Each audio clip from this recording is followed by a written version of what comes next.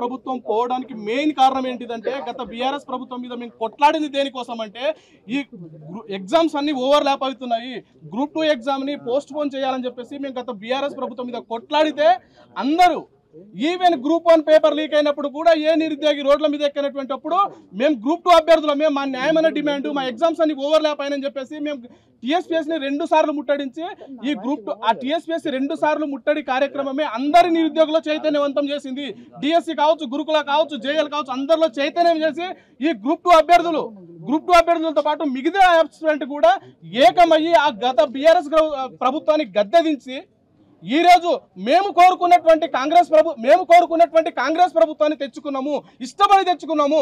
ఎందుకు తెచ్చుకున్నాము అంటే, తీన్మార్ మల్లన్న కావచ్చు, ఈ రోజు ఎమ్మెల్సీ అయినటువంటి తీన్మార్ మల్లన్న కావచ్చు, ప్రభుత్వంలో ఉన్నట్టు ఈ రోజు ఉన్నటువంటి ముఖ్యమంత్రి రేవంత్ రెడ్డి గారు కావచ్చు, ఏమన్నారంటే, మీకు ఉద్యోగాలు రావాలంటే ఆ బీఆర్ఎస్ లో ఉన్నటువంటి 4 ఉద్యోగాలని పీకండి మీరు, అప్పుడు మాత్రమే మీకు ఉద్యోగాలు వస్తాయి. మీరు అది చెయ్యాలంటే లైబ్రరీలు, స్టడీ హాల్లు, యూనివర్సిటీ లైబ్రరీలు, జిల్లా లైబ్రరీలు, గ్రంథాలయ లైబ్రరీ, అన్ని లైబ్రరీలు చేసి ఊర్లలోకి వెళ్ళండి, ప్రచారం చేయండి, ఓటు వేయించండి, కాంగ్రెస్ పార్టీని అధికారంలో తీసుకురండి, మీకు ఉద్యోగాలు వస్తాయని చెప్పేస్తే మేము పుస్తకాలన్నీ పక్కన పెట్టేసి ఎలక్షన్ వరకు, డిసెంబర్ వరకు మేము ఈ ప్రభుత్వ ఏర్పాటులో మేము చాలా భాగస్వాములు అయినాము.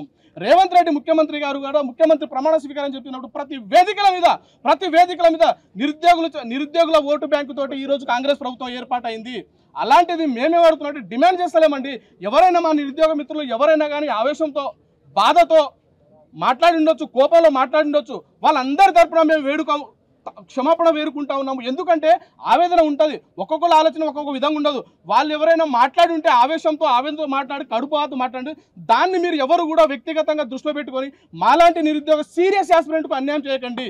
ఈ ప్రభుత్వంలో ఉన్నటువంటి ప్రతి ఎమ్మెల్యేలకి ఇక్కడ చాలా మంది బస్సు యాత్ర చేస్తున్నాం. మేమండి కాలికి బలపం కట్టుకొని, మా మిత్రులు బస్సు యాత్ర చేసిర్రు, మాకు తోచినట్టు వాళ్ళని కాలికి బలపం కట్టుకొని ప్రతి వాడ, ప్రతి ఇల్లు, ప్రతి ఒక్కొక్కళ్ళు 50 ఓట్లను 100 ఓట్లను ఇది చేసేసి మేము కాంగ్రెస్ ప్రభుత్వ ఏర్పాట్లు భాగస్వాములు అయినాం.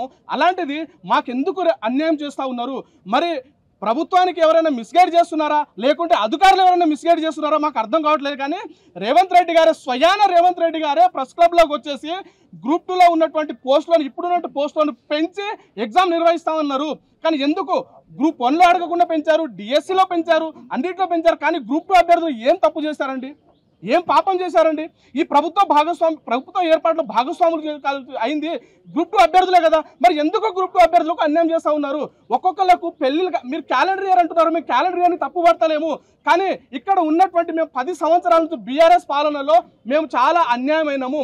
ఇంకోటి ఏంటంటే, వివిధ సంఘాలకు నేను ఇక్కడి నుంచి చెప్తా, రిక్వెస్ట్ అనుకోండి, మీరు ఏమనుకోండి, వివిధ సంఘాలకు, వివిధ పార్టీ నాయకులకు, వివిధ పార్టీ ఎమ్మెల్యేలకు, అయ్యా మీకు తెలిస్తే మాట్లాడండి డిబేట్లలో, తెలియకపోతే తెలుసుకొని మాట్లాడు. ఎందుకంటే మీ వల్ల 10 సంవత్సరాలు మా జీవితాలు రోడ్డున పడే సంకనాకినాయి. మీ వల్ల మాకు పెళ్ళిళ్ళు కాక, మా మిత్రులకు, మా అమ్మాయిలకు, అబ్బాయిలకు పెళ్ళిళ్ళు కాక ఇట్లా మళ్ళీ ప్లకార్డులు పట్టుకొని రావాల్సిన పరిస్థితి. మీకు తెలిస్తే డిబేట్లలో మాట్లాడి, లేకుండా మీరు 10 సంవత్సరాలు రాజకీయం చేసి మా జీవితాన్ని సంకనాకిచ్చిర్రు. మళ్ళీ ఇప్పుడు కూడా మీరు వచ్చి మీరు రండి, ప్రతిపక్షం అన్న తర్వాత రావాలి, కానీ తెలుసుకొని మాట్లాడండి. మా డిమాండ్ ఏంటిది? ఇక్కడ నిరుద్యోగ అభ్యర్థులు అసలు డిమాండ్ ఏంటిది? ఇది ఆ డిమాండ్ చేసుకోకుండా క్యాలెండర్ ఎవడు అడిగిండే? ఆ క్యాలెండర్ ఎవరు నీకు? తర్వాత వేసుకో క్యాలెండర్ ఇయర్ అంటే మళ్ళీ మీరు క్యాలెండర్ ఇయర్ వేస్తే మళ్ళీ ఇంకో సంవత్సరం వెయిట్ చేయాలా? అంత ఓపిక లేదు. మాకు పెళ్ళిళ్ళు కాలేదు, మాకు తెల్ల వెంట్రుకలు పడతా ఉన్నాయి. కానీ మేము అడిగేది ఏంటంటే ఒకటే డిమాండు, గ్రూప్ 2, గ్రూప్ 3 పోస్టులను పెంచి ఈ గ్రూప్ 2 ఎగ్జామ్ని డిసెంబర్లో నిర్వహించండి. అది కూడా డిసెంబర్లో ఎందుకు నిర్వహించండి అని అంటున్నామంటే, గ్రూప్ 2, గ్రూప్ 3 సేమ్ సిలబస్ అండి. కామన్ సెన్స్ ఉన్నటువంటి అభ్యర్థికి, తెలివి ఉన్నటువంటి అభ్యర్థికి ఎవరికైనా అర్థమవుతుంది.